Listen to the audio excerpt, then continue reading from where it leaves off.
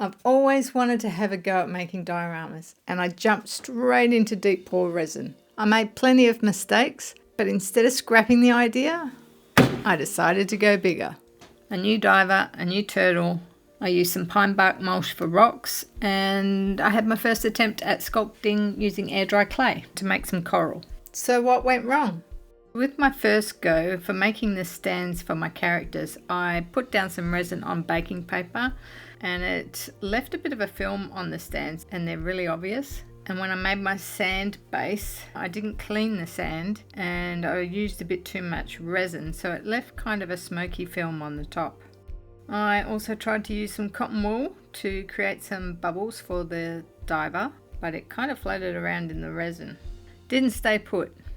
I tried using a gel medium on the top for the waves, but it only dried clear in a few places, and so I tried chipping it off to redo it, but it was quite difficult, so the whole thing was a complete disaster. I found this dried plant in the backyard.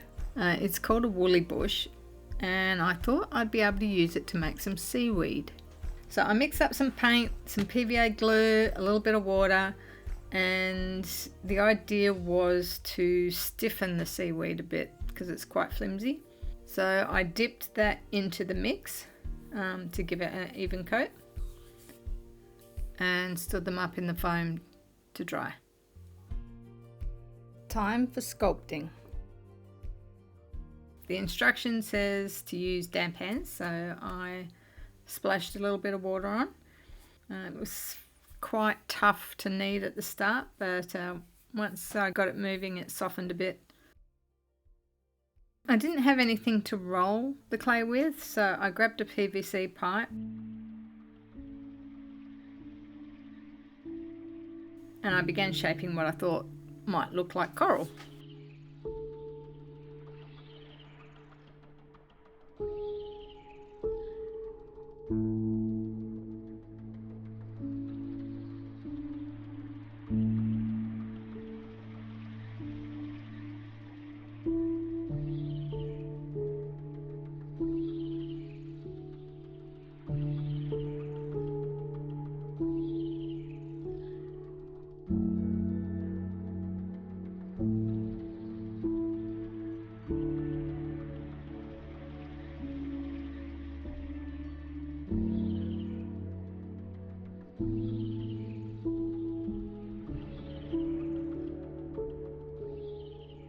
So I was pretty happy with my first sculpture, but then I got my diver out and the scale was all wrong. So I made a smaller one. Having a look at my diver, I liked the bright colours that were on the flippers. So I wanted to introduce that colour in somewhere else. I thought the tank would be a perfect place. And then I added it onto the rim of the goggles. And I gave the tank a couple of coats. I thought the turtle could use some extra colour too. But the watered down paint didn't stick. So I tried paint straight out of the tube and then removed it with a paper towel so it would just be in the low areas.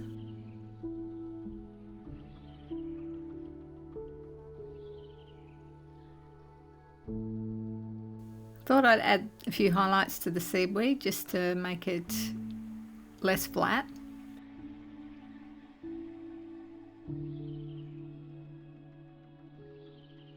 And added some bright colours to my other pieces to give the scene a bit of a lift.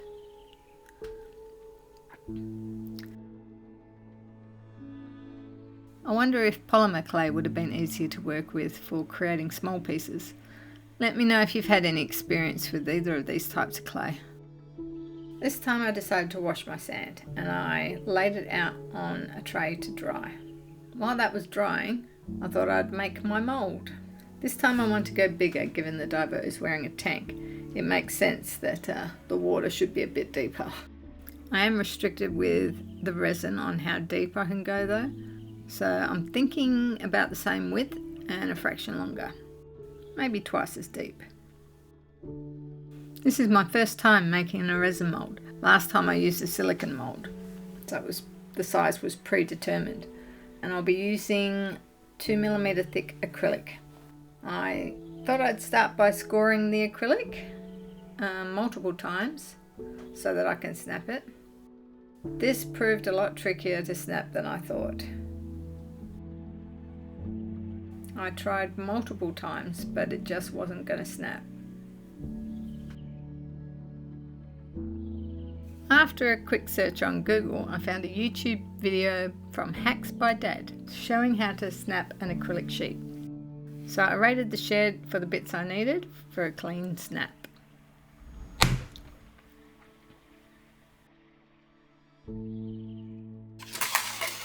Peeling off the protective layer of the acrylic was so satisfying. Rather than gluing the whole thing, I used Scotch tape to join all the corners.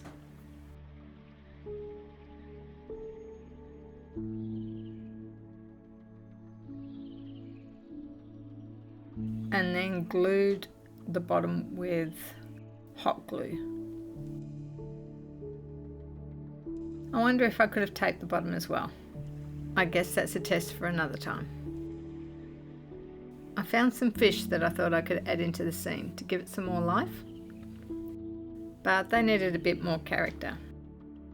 So I rubbed them down with some paint, added a few dots, and finished some touch-ups on the turtle and the coral. Now for the exciting bit. Let's bring the scene together. I've got my sand ready to go and I want to add this as a separate layer. I used the rice method to work out how much sand I would need for the bottom of my diorama.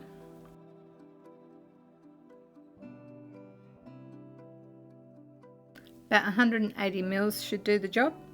Most of this should be sand. I just want enough resin to harden it. I'm using a 2-part epoxy from Resin. They're deep pour resin. I added 1 part resin to 2 parts sand and gave it a good mix. Then into the mold.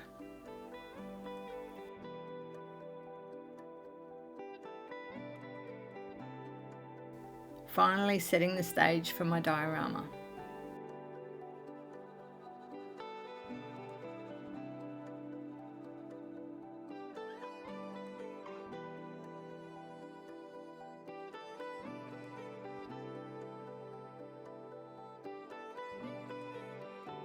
I created a bit of a pattern in the sand for effect and added a little dry sand on top to soak up some of that excess resin.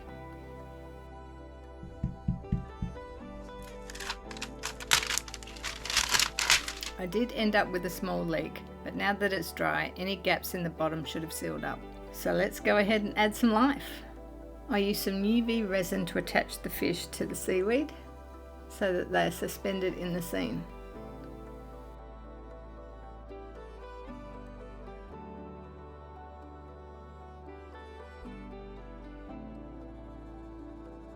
To avoid using big stands for my turtle and my diver, I thought I would hang them both from pop sticks using nylon thread.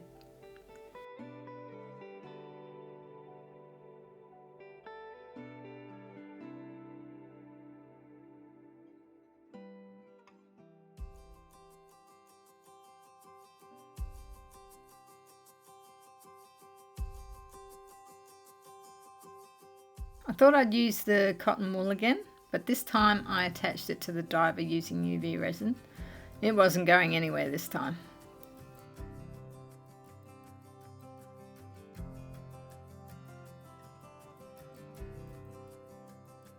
Time for the deep pour.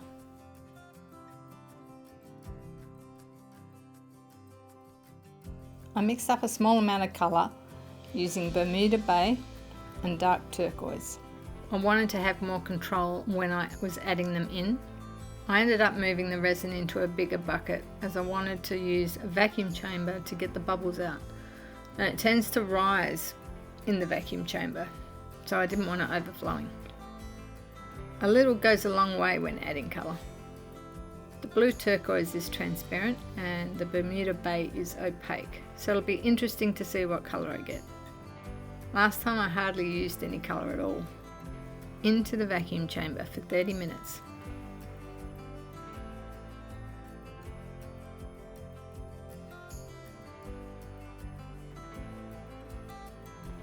And when it's done, it's nice and clear.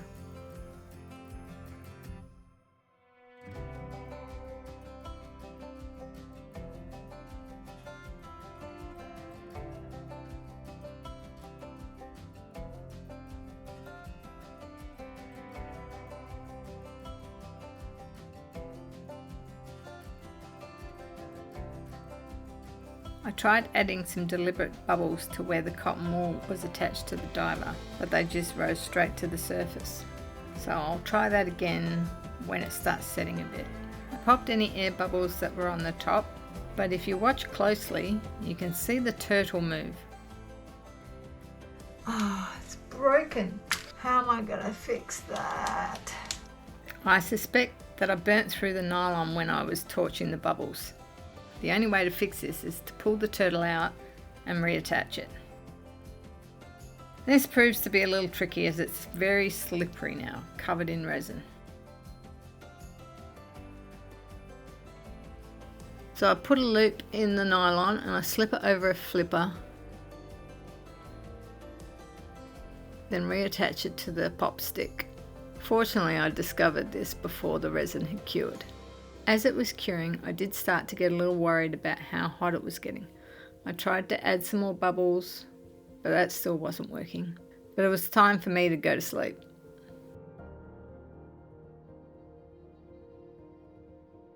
Okay, so it got very hot last night.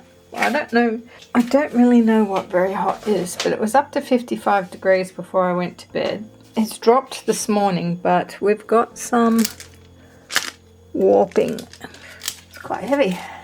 Don't know if you can see this. And we've got some bubbles that have come up from the timber as well. I think this is what's called flash curing because of the volume of the resin. If you look at the resin that I made up with the colour in it, in the small cups, that hasn't cured yet. I think what I'll have to do is make a little more resin to even out the top and try and reach that large bubble in the corner. I've got a couple of bubbles on the side as well, which I think I'll put a coat of resin over after I take it out of the mould. But because I'm using the deep pour resin, I need to pour it a minimum of 2 millimeters thick.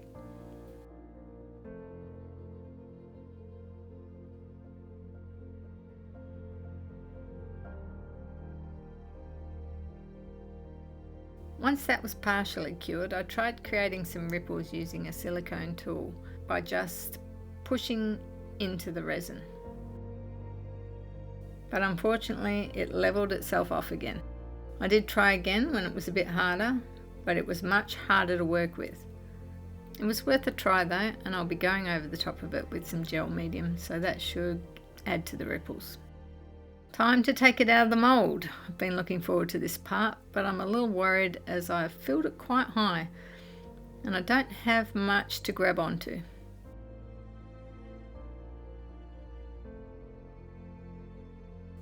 So I grabbed out a hammer.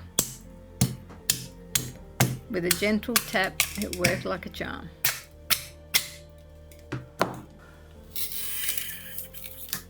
Look at that, it came off. Oh, I'm delighted about that. These bubbles here, I'm going to see if I can poke a hole in them and fix that up with a pour. Alright.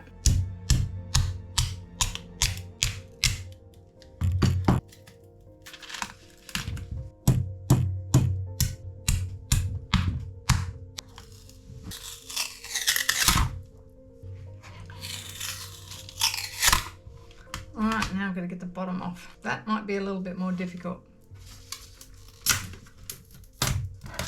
because I don't have anything to bang.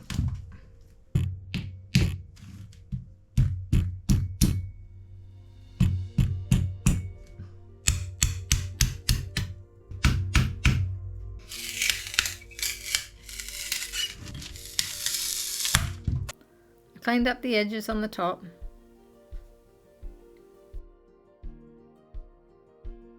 Then prepped the bubbles on the side for a top coat.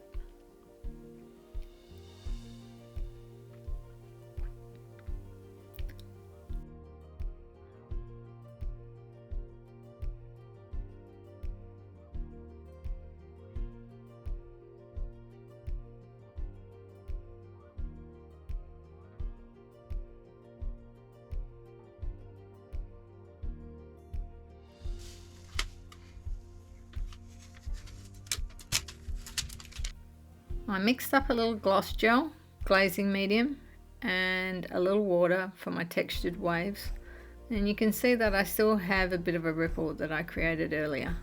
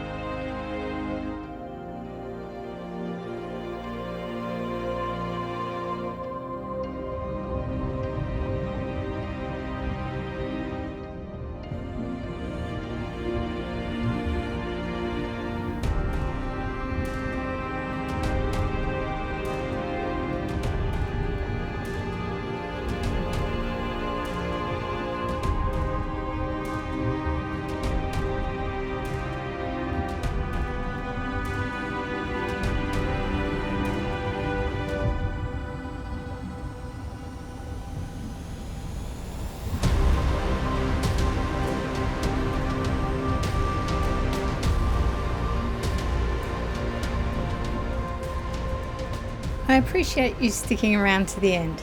If you'd like to see more builds like this, liking and subscribing really helps the channel grow.